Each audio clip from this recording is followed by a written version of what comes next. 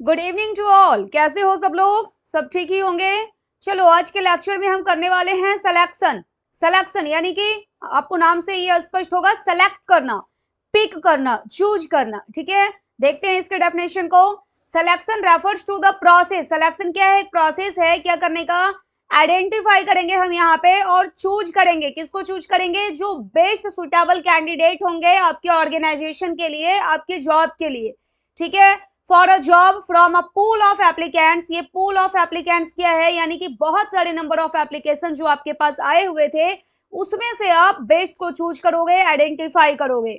Based on their qualification, आप देखेंगे किसकी क्वालिफिकेशन क्या है, स्किल्स क्या हैं और एक्सपीरियंस क्या है, तो उसमें से जो आपको बेस्ट लगेगा आप उसको क्या कर लेंगे? सेलेक्ट कर लेंगे। यही बातें हिंदी में लिखी हुई है।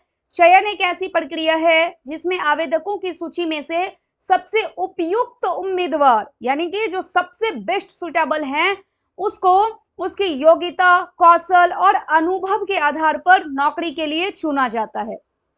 ठीक है, इसका जो पर्पज होता है सिलेक्शन का, जो उद्देश्य है क्या है? Don't by bad Apple. जो खराब सेब है वो आपको नहीं परचेज करना है।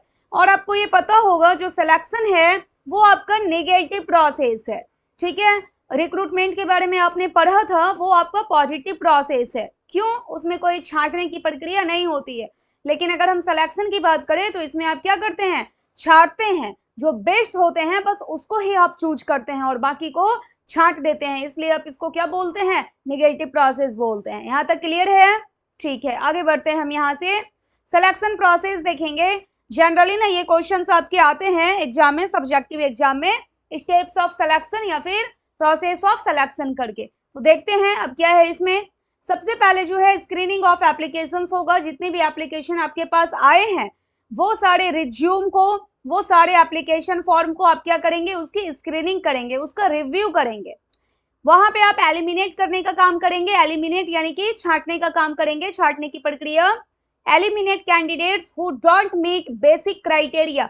अब मान लीजिए आपको जो है कुछ लोगों की रिक्वायरमेंट है और जिनका बेसिक क्राइटेरिया जो है वो आपका एमकॉम होना चाहिए, लेकिन कुछ लोग ऐसे भी हैं जो बीकॉम करके हैं, एमकॉम अभी नहीं है, या फिर एमकॉम उनका एडमिशन हो चुका है, एमकॉम वो जो है अपियरिंग है, तो वैसे लोगों को आप क्या कर देंगे? छांट देंगे। आप किसको चूज करेंगे? जो फाइनल एमकॉम का रिजल्ट आपके पास लगाए हुए हैं। ठीक है, तो जो कैंडिडेट एमकॉम कंप्लीट नहीं किए हैं, अगर देखा जाए तो बेसिक क्राइटेरिया वो फुलफिल नहीं कर रहे हैं। ठीक है, शॉर्ट लिस्ट करते हैं हम यहाँ पे कैंडिडेट्स को फॉर द नेक्स्ट राउंड, यानी कि नेक्स्ट राउंड में आने के लिए, प्रीलिमिनरी इंटरव्यू के लिए आप क्या करेंगे? कैंडिडेट्स को शॉर्ट लिस्ट करेंगे। जितने भी एप्लीकेशन आपके पास आए हैं ना उसमें से आप छांटेंगे। ठीक है, इसके बाद क्या हो जाएगा? जब आपने स्क्रीनिंग ऑफ एप्लीकेशंस कर लिया, इसके बाद होगा आपका प्रीलिमिनरी इंटरव्यू। प्रीलिमिनरी का मतलब होता है सबसे पहले, एकदम स्टार्टिंग वाला, यानी कि इनिशियल। इनिशियल को ही आप बोलते हैं प्रारंभिक। इनिशियल इंट्रैक्शन होता है to evaluate basic qualifications and interest. क्यों होगा ये preliminary interview? Basic qualification check करने के लिए। और अगर आपका इंटरेस्ट जो है, मान लेते हैं कि उस पार्टिकुलर कंपनी में है ही नहीं, आप आ गए लिनियंट की तरह बैठे हुए हैं, जो आपसे सवाल जवाब किया जा रहा है आप जवाब ही नहीं दे रहे हैं, तो पता लग जाता है कि भाई आपका इंटरेस्ट ही नहीं है, बस ऐसे ही आपने अपना फॉर्म डाल दिया।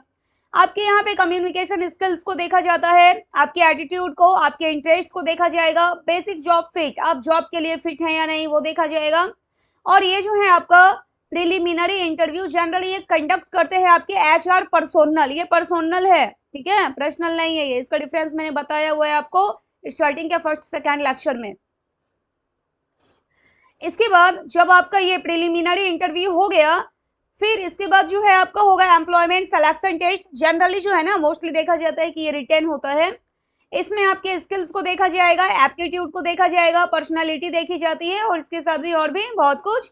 तो इसमें ना कौन कौन से टेस्ट हो सकते हैं, कुछ टाइप्स ऑफ टेस्ट हम यहाँ पे देख लेते हैं कि किस तरह के टेस्ट यहाँ पे किए जाते हैं। पहला है आपका एप्टीट्यूड टेस्ट। इसमें ना लॉजिकल रीजनिंग के क्वेश्चंस आपको दिए जाएंगे। देखा जाता है कि हाँ भाई आप अटेम्प्ट कर पा रहे हैं या फिर नहीं, सॉल्व कर पा रहे हैं या नहीं। न्यूमेरिकल एबिलिटी देखी जाती है आपका और वर्बल एप्टीट्यूड देखा जाता है। ठीक है, स्किल टेस्ट में जो है ये आपका जॉब स्पेसिफिक नॉलेज चेक करते हैं। जिस जॉब के लिए आपको रखा जा रहा है, क्या उस जॉब की नॉलेज आपके पास है या नहीं, स्पेसिफिक नॉलेज है या नहीं, पार्टिकुलर नॉलेज है या नहीं।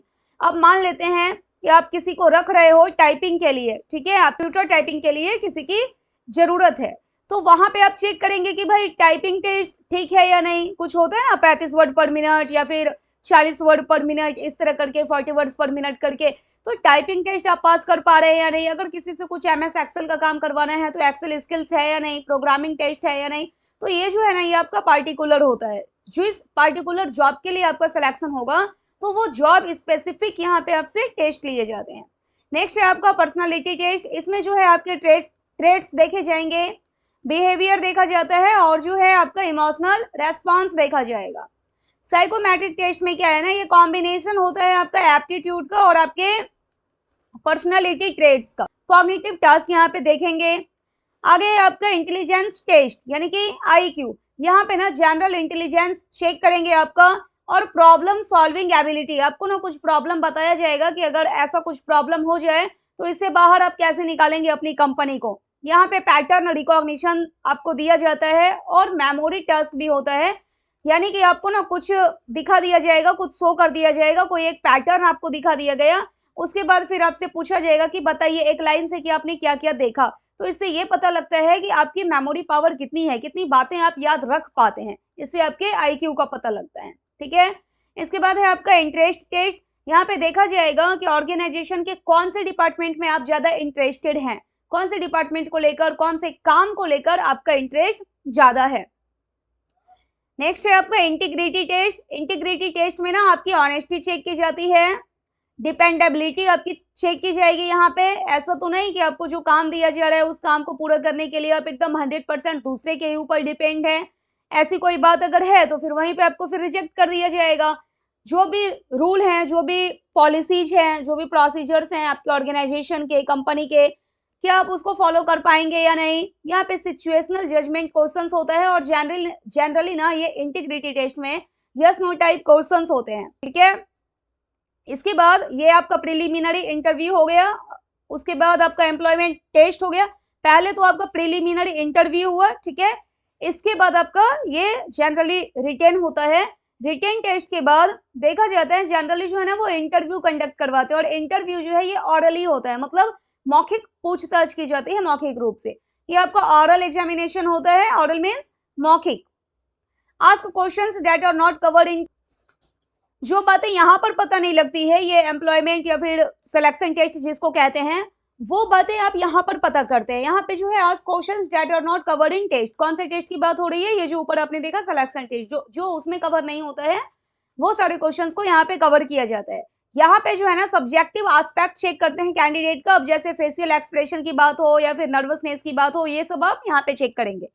ये जो है कंडक्ट किया जाएगा, इंटरव्यू जो कंडक्ट करेंगे वो आपके हायरिंग मैनेजर्स करेंगे या जो आपके सीनियर स्टाफ होते हैं कंपनी के वो करेंगे। ये आपका स्ट्रक्चर्ड भी हो सकता है और अनस्ट्रक्चर्ड भी हो सकता है। स्ट्रक्चर्ड का मतलब क्या है, पहले से क्वेश्चन सेट होता है, set of pre defined question. Question जो है वो पहले से सेट होंगे कि पहले आपसे क्या पूछा जाएगा, उसके बाद क्या पूछा जाएगा, यानी क्वेश्चन का सेट इसमें पहले से बना हुआ होता है अगर स्ट्रक्चर्ड इंटरव्यू है। और अगर अनस्ट्रक्चर्ड है ना तो इसमें आपका इनफॉर्मल डिस्कशन होता है, इसमें क्वेश्चन पहले से सेट नहीं होता। जैसे कि मान लो कि आपसे पूछ लिया जाए कि भाई साहब आप कहाँ से हैं, आपने जगह का नाम बताया, कुछ भी आपने नाम बताया, फिर आपसे पूछा जाएगा कि आप जहाँ पे रह रहे हैं तो उस जगह का नाम ये क्यों पड़ा, क्या इसके पीछे कोई कहानी है, जहां से आप आए हैं वहां के बारे में कुछ बताइए, कुछ विशेषताओं को बताइए, ठीक है। तो ये जो है ये आपका अनस्ट्रक्चर्ड हो जाएगा। और अगर पहले से प्री डिफाइंड है, क्वेश्चन का पहले से सेट बना हुआ है, तो वो आपका स्ट्रक्चर्ड है। क्लियर है, ठीक है, आगे बढ़ते हैं यहाँ से। इसके बाद आता है जब इंटरव्यू हो जाता है ऑरल एग्जामिनेशन, फिर आपका आता है बैकग्राउंड चेक। अब ये बैकग्राउंड चेक क्या है, आपने अगर पहले कहीं काम किया हुआ है तो फिर वहां से कांटेक्ट करके पूछा जाता है आपके बिहेव के बारे में, फिर आपका क्या रिकॉर्ड वहां पे रहा है। कांटेक्ट प्रीवियस एम्प्लॉयर्स, यानी पहले आपने जहाँ पे काम किया है वहां से कांटेक्ट करके आपके बारे में और ज्यादा जानकारी इकट्ठी की जाती है। एम्प्लॉयमेंट हिस्ट्री, आपके एम्प्लॉयमेंट हिस्ट्री का फिर यहाँ पे पता लगाते हैं। अब मान लेते हैं कि आप 6-7 जगह काम किए हैं और एक साल में ना 2 से 3 जगह आपने चेंज किया है, अपने जो आपका कंपनी है, जो वर्क प्लेस है, वो आप चेंज करते हैं। फिर आपके बारे में पता किया जाएगा कि भाई इतना ज्यादा आप क्यों चेंज कर रहे हैं, आज आप इस कंपनी में हैं, कल आप उस कंपनी में जा रहे हैं, तो बहुत ज्यादा जो है वो आपका टर्नओवर क्यों है इतना। तो एम्प्लॉयमेंट हिस्ट्री का पता लगाया जाता है, आपके एजुकेशनल क्वालिफिकेशंस को देखा जाता है, अगर जरूरत है तो फिर क्रिमिनल रिकॉर्ड्स भी चेक किया जाता है, ठीक है, यही है आपका बैकग्राउंड चेक। इसके बाद आपको पता है कि लास्ट में जाकर के आपका क्या होता है, मेडिकल एग्जामिनेशन होता है। और ये मेडिकल एग्जामिनेशन हर जगह नहीं होता है, कुछ जॉब ऐसा है जहां पे इसकी रिक्वायरमेंट होती है, तो वहां पे आपका मेडिकल एग्जामिनेशन भी होता है। इसमें क्या है, ensuring the candidate is physically fit for the job, check किया जाता है कि आप फिजिकली फिट हैं या नहीं, इफ रिक्वायर्ड। अब हर जगह मेडिकल एग्जामिनेशन की रिक्वायरमेंट नहीं है, लेकिन जहां पे अब रिक्वायरमेंट है, जैसे पुलिस विभाग में, तो वहां पे रिक्वायरमेंट है। अब किसी भी पुलिस की बहाली करनी है, पता लगे कि भाई चोर ही ज्यादा फास्ट दौड़ रहा है, पुलिस की जो दौड़ने की स्पीड है वो चोर के कंपेयर में कम है, तो ऐसे लोग जो देखा है, ऐसे लोग अगर देखा जाए तो फिजिकली फिट वो नहीं है, ठीक है। तो कुछ जगह है जहां पे मेडिकल एग्जामिनेशन की रिक्वायरमेंट होती है, कुछ जगह जहां पे रिक्वायरमेंट नहीं है, तो फिर ये वाला जो है मेडिकल एग्जामिनेशन, इसको प्रोसेस से स्किप कर दिया जाता है वहां पे। अब इसमें क्या क्या चेक करते हैं ना, क्लियर विजन देखेंगे, एक्यूट हियरिंग है या नहीं, अनयूजुअली हाई स्टेमिना, आपका स्टेमिना क्या है, ठीक है। और इतना करने के बाद फाइनली जिसका इंतजार होता है, final selection and offer issuing a job offer, job offer issue कर दिया जाएगा, किसको, जिसको भी आपने सेलेक्ट किया है, सिलेक्टेड कैंडिडेट को। Candidate is informed about the selection, जो भी कैंडिडेट है उनको जानकारी दे दी जाएगी कि भाई आपका सिलेक्शन हो गया है। A formal job offer letter is issued, एक फॉर्मल कंपनी की तरफ से एक formal job offer letter issue कर दिया जाएगा जो सिलेक्टेड कैंडिडेट है उनको। और इसी में मेंशन होता है सैलरी, जो ज्वाइनिंग डेट है, कितने तारीख तक आप ज्वाइन करें और अपना कंट्रीब्यूशन जो है वो अपना देना शुरू करें कंपनी में। टर्म्स ऑफ एम्प्लॉयमेंट होता है, ठीक है। और फाइनली क्या करते हैं, जब आपको ये ऑफर लेटर मिल जाता है, जॉब ऑफर आपको मिल जाता है, फिर प्लेसमेंट की जाती है। प्लेसमेंट का मतलब क्या है, पोजीशनिंग कर दी जाती है, जिस जगह के लिए, जिस पोस्ट के लिए आप सिलेक्टेड होते हैं वहां पर जाकर आपको बैठा दिया जाता है। Positioning the new employee in the right job and department, जिस भी डिपार्टमेंट के लिए आपका सिलेक्शन होता है, जिस भी जॉब के लिए आपका सिलेक्शन होता है, वहां पे आपकी पोजीशनिंग कर दी जाती है, यानी कि पोस्टिंग हो जाती है, अब आपकी एक्चुअल पोस्टिंग हो जाती है। इसके बाद ना इसी के साथ है आपका इंडक्शन और ओरिएंटेशन। इसमें क्या है ना, इंट्रोडक्शन करवाया जाता है, यानी कि आपको इंट्रोड्यूस करवाया जाएगा। एक तो पहले से जो ऑर्गेनाइजेशन में काम कर रहे हैं लोग, उस एम्प्लॉइज से, जो करंट एम्प्लॉइज पहले से हैं वहां पे, उनसे आपका इंट्रोडक्शन करवाया जाएगा। और साथ ही साथ कंपनी के पॉलिसीज, कंपनी के जो प्रोसीजर्स हैं, कंपनी के जो रूल्स हैं, वो भी फिर आपको बताया जाएगा, ठीक है। देखिए जब इंटरव्यू होता है तो इंटरव्यू में ना कुछ मिस्टेक भी होता है जो इंटरव्यूअर्स कर देते हैं, मतलब इंटरव्यू लेने वाले कुछ गलतियां कर देते हैं, कई बार गलतियां हो जाया करती हैं। तो ये जो आपका इंटरव्यूइंग मिस्टेक्स है, इसको हम देखेंगे नेक्स्ट लेक्चर में। Okay, thank you.